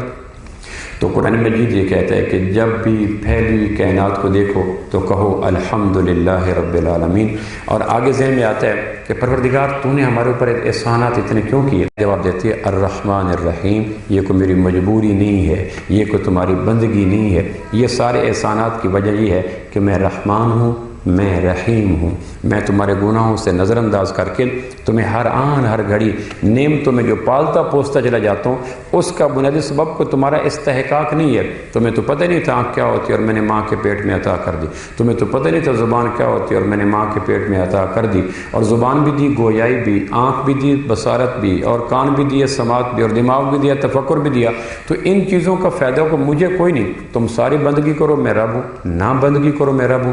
تو یہ جو احسانات دیے ہیں، یہ احسانات کا سبب یہ ہے، سورہ فاتحہ کی دوسری آیت کہتی ہے الرحمن الرحیم، میں چونکہ رحمان ہوں، میں چونکہ رحیم ہوں، اس بنا پہ تمہیں یہ دے رہا ہوں، ورنہ تمہارا کوئی میرے اوپر استحقاق نہیں ہے۔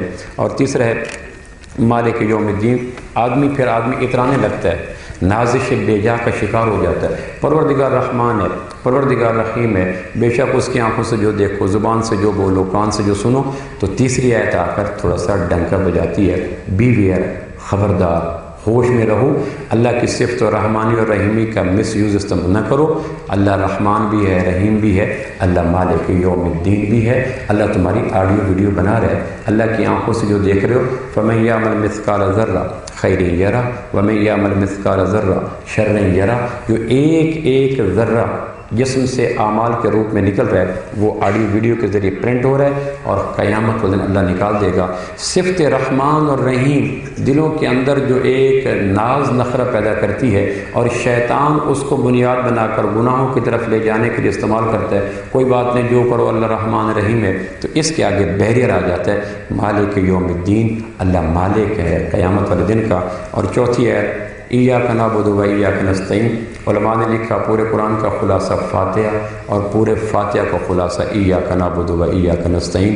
یہ وہ آیت ہے جس میں 6665 آیات کا نچوڑ آ گیا ہے۔ یہ آیت اگر زندہ ہو جائے میرے اور آپ کے اندر، تو اس وقت جتنے بھی مسائل ہیں وہ سارے آنے واحد میں دم توڑ سکتے ہیں۔ ایاک نعبد، اللہ ہم تیری بندگی کرتے ہیں۔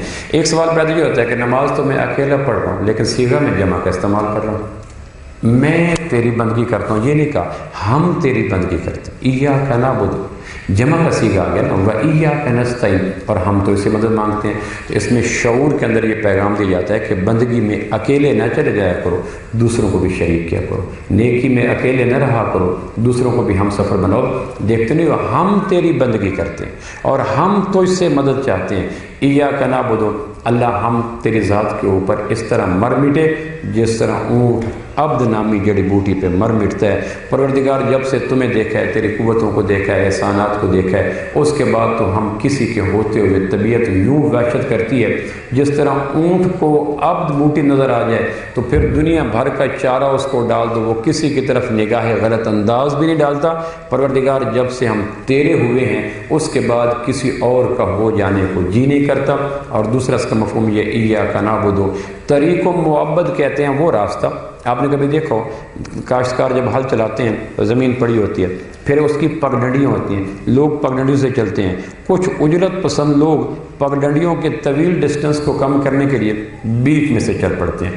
ہل چلے پڑے ہیں، ڈھیلے نکلے پڑے ہیں، روشیں بنی پڑی ہیں، لیکن ایک آدمی بیچ میں چل پڑا، اس کے قدموں کے ہلکے ہلکے نشان نظر آ جاتے ہیں، یہاں سے کوئی گزرا ہے، پھر دوسرا چلتا ہے، پھر تیسرا چلتا ہے، حتیٰ کہ اس جگہ پہ چلتے چلتے اگر 50-100 آدمی چلے تو پھر وہ ڈھیلے ٹوٹ جاتے ہیں، راستہ ہموار ہو جاتا ہے، جگہ بیلنس ہو جاتی ہے. تو مسلسل چلنے کی وجہ سے جو راستہ ہموار ہو جائے اس کو طریق معبد کہتے ہیں، ہموار راستہ. ایاک نعبد، پروردگار تیرے حکم جو ہمارے اوپر آتے ہیں نا، تو ہمارے اندر جو ڈھیلے ہیں، مختلف گڑھے ہیں، مختلف شگاف ہیں، مختلف ٹیڑھے پن ہیں، تیرے حکم جب ہم مانتے ہیں نا، ہم نماز پڑھتے ہیں، ہم روزہ رکھتے ہیں، ہم حج کرتے ہیں، ہم زکوٰۃ کرتے ہیں، ہم آنکھوں کو جھکاتے ہیں، تو یہ تیرے حکموں کی وجہ سے ہماری شخصیت کے ڈھیلے پن ٹوٹ جاتے ہیں، گڑھے پن زائل ہو جاتے ہیں، اور ابھری ہوئی جگہ ہموار ہو جاتی ہے اور راستہ روشن ہو جاتا ہے. ایاک نعبد، اللہ ہم تیری ہی مانتے ہیں، نعبد مانتے ہیں. اچھا، اس وقت ہماری دعائیں قبول کیوں نہیں ہوتی؟ اس لیے کہ ہم پہلا جملے پہ عمل نہیں کرتے اور دوسرے جملے کو مانگتے ہیں. اللہ کہتے ہیں پہلے مانو پھر مانگو. تو یہ تو ہے طریقہ فاتحہ کا، مانو مانگو. ہم کہتے ہیں مانتے نہیں ہیں، مانگتے ہیں. اللہ ایاک نعبد، تو معاف کر دے، ایاک نستعین، تو عطا کر دے. اللہ کہتے ہیں پھر ایاک نعبد کو قرآن سے حذف کر دو، کیونکہ میری شرط یہ ہے ایاک نعبد، میری مانو، و ایاک نستعین، اور پھر میری مانگو. آج میری دعائیں جو قبول نہیں ہوتی، آپ کی دعائیں جو قبول نہیں ہوتی، اللہ کہتا ہے روزے کے عالم میں بھی حلال سے چھوڑ دیتے ہو، حرام نہیں چھوڑتے. روزے کے عالم میں زمزم نہیں پیتے، غیبت کر لیتے ہیں. روزے کے عالم میں عجوہ کھجور نہیں کھاتے، جھوٹ بول لیتے ہیں. تو اللہ کہتے ہیں ایاک نعبد، تم زندہ کر دو اپنا وجود میرے حکموں کے حوالے کر کے، وجود کو بیلنس تم کر دو. ایاک نستعین، پھر میرے سے مدد مانگو، اور میری رحمت کی مدد جھوم جھوم کے برسے گی اور تمہارے اندر اور بحر کو نہال کر دے گی. ہم کیا کرتے ہیں، اگلی سرزمین کے لوگ ہیں، ہم اللہ کو ایک جذباتی مخلوق تصور کرتے ہیں، پھر ہم کافی ردیف ملا کر، ترنم پڑھ کے، سر لگا کے اللہ کو طرح طرح کے واسطے دیکھ کہتے ہیں اللہ خوار ہیں، بدکار ہیں، ڈوبے ہوئے ذلت میں، جو کچھ بھی ہیں تیرے محبوب کی امت میں. یہ ایموشنل بلیک میلنگ کی کوشش کر رہے ہوتے ہیں. اللہ کہتے ہیں پاگل، میں ایک رب ہوں، میں کوئی جذباتی مخلوق نہیں ہوں کہ ان نعروں سے، کافی ردیف سے اور جملوں کی پابندی سے اور ترنم سے مجھے تم بہلا کے اپنا کام نکال لو گے. میں رب ہوں، مجھے عام لوگوں پر قیاس نہ کرو، ایموشنل بلیک میلنگ نہ کرو. ہم جو کچھ بھی ہیں تیرے محبوب کی امت میں ہیں. اللہ ہمیں نہ دیکھ، اپنے محبوب کو دیکھ. تو اللہ تصور میں کہتے ہو کہ پاگلو، مجھے دکھاتے ہو، تمہیں نظر نہیں آتا؟ مجھے میرا محبوب دکھاتے ہو، اللہ ہمیں نہ دیکھ، اپنے محبوب کو دیکھ، ہمارے اوپر رحمتیں کر دو. تو اللہ کہتا ہوگا میں کب اپنے محبوب کو نہیں دیکھتا جو میری توجہ موڑ رہے ہو. ان اللہ و ملائکتہ یصلون علی النبی، یصلون میں استمرار ہے، دوام ہے، کہ اللہ سال کے 12 مہینے، مہینے کے 30 دن، دن کے 24 گھنٹے، گھنٹے کے 60 منٹ اور منٹ کے 60 سیکنڈ اور 60 کے مائکرو سیکنڈ، اور اس سے بھی اگر کوئی وقت کو ماپنے کا حساس پیمانہ ہو تو اللہ اپنے نبی پہ درود پڑھتا ہے. سو ہم اللہ سے کہتے ہیں اللہ ہمیں نہ دیکھ، اپنے نبی کو دیکھ. اللہ کہتا ہے میں کب نہیں دیکھتا جو مجھے دکھا رہے ہو، لیکن مجھے میرا نبی دکھاتے ہو، پاگلو تمہیں نظر نہیں آتا. تو ہم پھر وہ ایاک نعبد کی کمی کو پورا کرنے کے لیے کافی ردیف میں آ جاتے ہیں، ترنم میں آ جاتے ہیں، سروں میں آ جاتے ہیں، واسطے وسیلوں میں آ جاتے ہیں. تو یہ تو مفلوج لوگوں کی مقہور باتیں ہیں، گرے پڑے لوگوں کی بدعمل سوچیں. یہ کوئی نظام تو نہیں ہے پروردگار کا نظام. بے عمل قوم کی بے سود عقیدت آسمان پہ پھل نہیں لاتی. ایاک نعبد تم کرو، ایاک نستعین اللہ کرے گا. ہم ایاک نعبد کی پگڈنڈی سے اتر گئے ہیں، ایاک نستعین کے پھل مانگنا چاہتے ہیں. اللہ ہم تو اس سے استعانت مانگتے ہیں. وقت ختم ہو گیا، آخری میری بات. استعانت 2 طرح کی ہوتی ہے. ہم اللہ تیری ہی بندگی کرتے ہیں. ایاک کو 2 دفعہ اللہ لائیں کہ اللہ ہم تیری ہی بندگی کرتے ہیں، تجھ ہی سے. اگر اتنے ایاک نعبد و نستعین تو یار لوگ پتہ نہیں اس میں سے کیا کیا اپنے مطلب کی باتیں نکال لیتے. دیکھتے نہیں ہو اللہ نے کہا ہے ہم تیری ہی بندگی کرتے ہیں، آگے یہ تو نہیں کہا نا تجھ ہی سے مدد مانگتے ہیں. لہذا پروردگار جس نے ہمیں بنایا وہ جانتا تھا کہ یہ لوگ بدعملی کو چھپانے کے لیے ایسے تعویلوں گھڑیں گے. سو اللہ نے اس لفظ کو دوبارہ ریپیٹ کیا، ایاک نعبد و ایاک نستعین. اللہ ہم تیری ہی بندگی کرتے ہیں اور تجھ ہی سے مدد مانگتے ہیں. یہاں پر شاہ ولی اللہ رحمہ اللہ نے الفاظ اس میں لکھا ہے، ایک بات لکھی ہے کہ یہاں آ کر شیطان ایک خیال انجیکٹ کرتا ہے کہ ہم اللہ ہی سے مدد مانگتے ہیں. تو بیوی سے کھانا مانگنا، ڈاکٹر سے دوائی مانگنا، دوست سے قرض مانگنا، تو یہ مانگنے کی چیز تو آ گئی۔ تو اللہ تو کہتے ہیں ہم فاتحہ میں کمٹمنٹ کر رہے ہیں، وضو کر کے مسجد میں پہلی صف پر ہاتھ جوڑ کے کہہ رہے ہیں اللہ ہم اس سے بڑا حلف کیا ہے؟ مسجد میں آدمی حلفن دے رہا ہے اللہ ہم تیری ہی بندگی کرتے ہیں، اور بندگی تو کرتے نہیں۔ ہماری بندگی تو دکان تک نہیں جاتی، ہماری نماز کی بندگی تو تجارت تک نہیں جاتی، ہماری نماز کی بندگی تو دفتر تک نہیں جاتی۔ عبد الملک بن مروان قرآن پڑھ رہا تھا اور اتنے میں اس نے آ کے کہا کہ عمر بن عبدالعزیز کے بعد تم خلیفہ بن گئے، تو قرآن پڑھتے پڑھتے کہنے کہ ھذا فراق بینی و بینک، لو بھائی آج میری اور تیری راہیں جدا ہوگی، میری مجبوری ہے کہ میں تمہیں اقتدار میں نہیں لے کے جا سکتا، ایوان میں لے کے نہیں جا سکتا، وہاں کے تقاضے کچھ اور ہوں گے اور تیری ڈیمانڈ کچھ اور ہوگی۔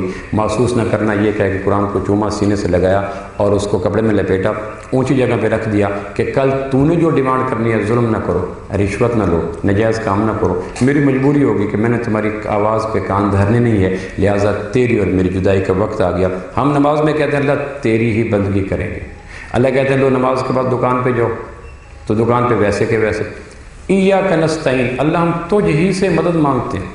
تو مدد تو ہم ایک دوسرے سے مانگ لیتے ہیں روز، ہم ہر روز، اور معاشرتی حسن، سوشل لائف اسی چیز پہ سٹینڈ کرتی ہے کہ ایک دوسرے سے گیو اینڈ ٹیک کیا جائے، لیا دیا جائے۔ قرآن کہتا ہے کہ وہ ان کے لیے ہلاکت ہے جو مانگے ہوئے بھی چھوٹی چیزیں ایک دوسرے کو دیا نہیں کرتے۔ فاتحہ میں اللہ ہم سے کہلوا رہے ہیں کہ اللہ تجھ ہی سے مانگتے ہیں، ایاکا تجھ ہی سے مانگتے ہیں، نستعین مدد مانگتے ہیں، اور روزمرہ زندگی میں کہتے ہیں ایک دوسرے سے مانگو۔ تو مانگنا دو طرح کا ہوتا ہے، ایک ہوتا ہے ما تحت الاسباب مانگنا، ایک ہوتا ہے ما فوق الاسباب مانگنا۔ ما تحت الاسباب مانگنا سنت ہے۔ احد کی جنگ میں آپ نے کہا تھا ابو دجانہ کو اپنی لوہے کی زرہ اتار کے مجھے دو، چونکہ بدر میں 70 میں نے قتل کیے تھے اور آج وہ پوری طرح ریش ہو کے آ رہے ہیں، ہائپر ہو کے آ رہے ہیں، پوری طرح پھٹے ہوئے آ رہے ہیں، اور ان کی تیر تلوار کا ہدف میں ہوں گا، لہٰذا 2 لوہے کی زرہ آپ نے پہن لی۔ یہ ایاک نستعین کے خلاف نہیں تھا، کیونکہ ما تحت الاسباب، اسباب کا استعمال کرنا سنت سے ثابت ہے۔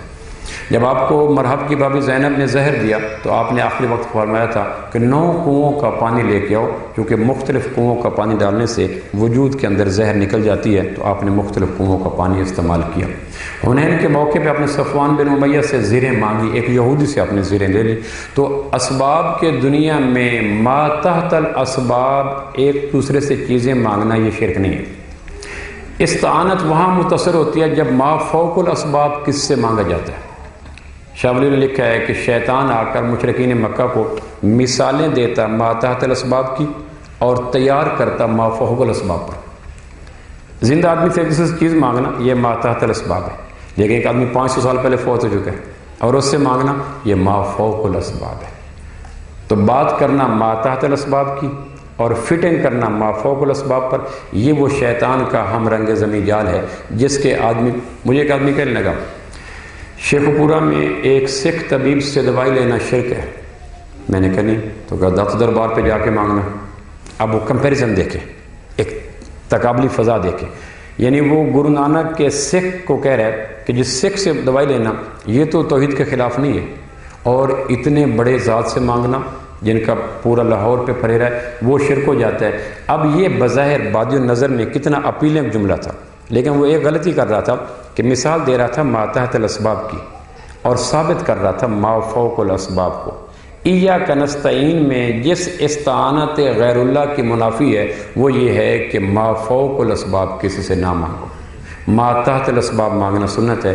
ایاک نعبد و ایاک نستعین۔ آگے پھر وہ اللہ نے بتلایا کہ دیکھو جب اللہ سے مانگنا ہو تو ایسے نہیں کہ ہاتھ اٹھاؤ اور مانگنا شروع کر دو۔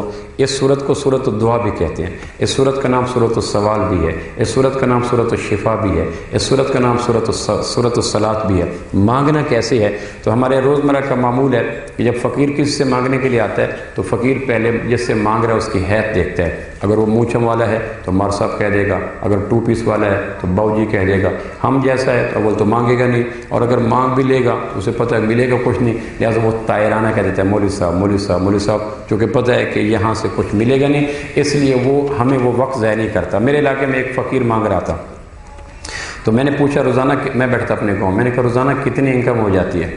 کہنے کہ آپ ناراض تو نہیں ہوں گے؟ میں نے کہا نہیں میں ناراض، میرا کوئی شیئر تھوڑا ہی آپ سے، میں تو ویسے پوچھ رہا ہوں کہ روزانہ صبح سے شام مانگتے جو کچھ کر لیا کرو، مانگتے رہتے ہو۔ کہنے کہ اگر اتنا آسان کام ہے تو 2 دکانیں تم مانگ کے دکھاؤ۔ میں نے کہا یا تو ہٹے کٹے کوئی کام کرو، سارا دن مانگتے رہتے ہو یہ۔ اس نے کہا اگر اتنا آسان کام ہے مانگنا تو پروفیسر صاحب 2 دکانوں پہ تم مانگ کے دکھاؤ نا، تمہیں پتہ چل جائے گا کتنا مشکل کام میں کر رہا ہوں۔ اچھا میں نے کہا تو روزانہ کتنی انکم ہو جاتی ہے؟ تو اس نے ایک تلخ جملہ بولا جس کو میں حذف کر رہا ہوں ہاں آپ کے اکرام میں، لیکن اس نے تلخ جملہ کہا وہ ڈیش ڈیش جو کہتے ہیں معاف کرو، اگر وہ نہ ہوں تو 1500 دہاڑی بن جاتی ہے، اور ڈیش ڈیش اگر وہ ہوں تو 600 سے کام آگے جاتا نہیں۔ مجھے کہنے کہ آپ معاف کرو کہیں گے یا دیں گے؟ میں نے کہا نہیں یہ لو 50، مجھے اس دائرے سے نکالو کہ معاف کرو۔ یہ قبیلہ کہنے کہ اگر نہ ہو نا بیچ میں، اور اس نے قبیلے کے لیے بڑا ایک نامزد قسم کا ہولناک دفعہ بھی اس پہ لگا دی جس کو میں لگانا نہیں چاہتا۔ اس نے کہا یہ نہ ہو تو ہم 1500 تک پہنچ جاتے ہیں، اور یہ ہو تو یہ وقت بھی ضائع کرتے ہیں، ہمارا کام بھی ضائع کرتے ہیں، اور دیتے بھی کچھ نہیں، پھر 600 سے ہم آگے نکل نہیں سکتے۔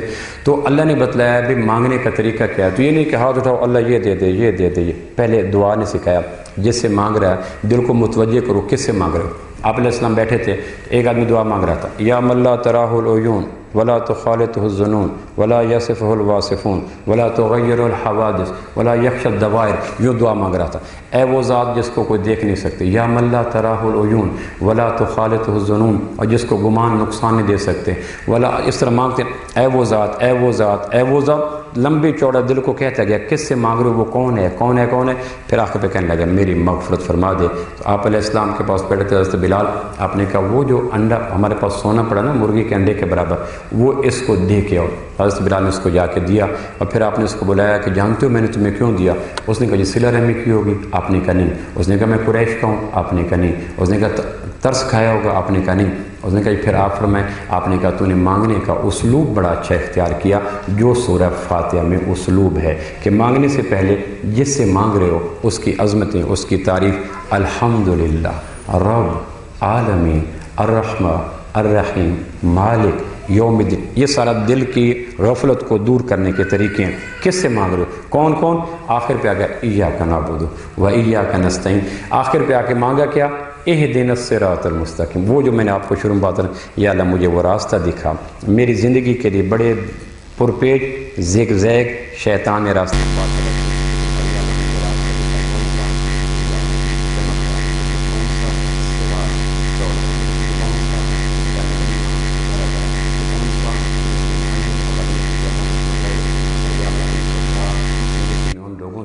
جن پر تیرا شدید غضب آ جاتا ہے اور بچنے کی ان کے لیے کوئی صورت نہیں ہوتی، اور ان لوگوں سے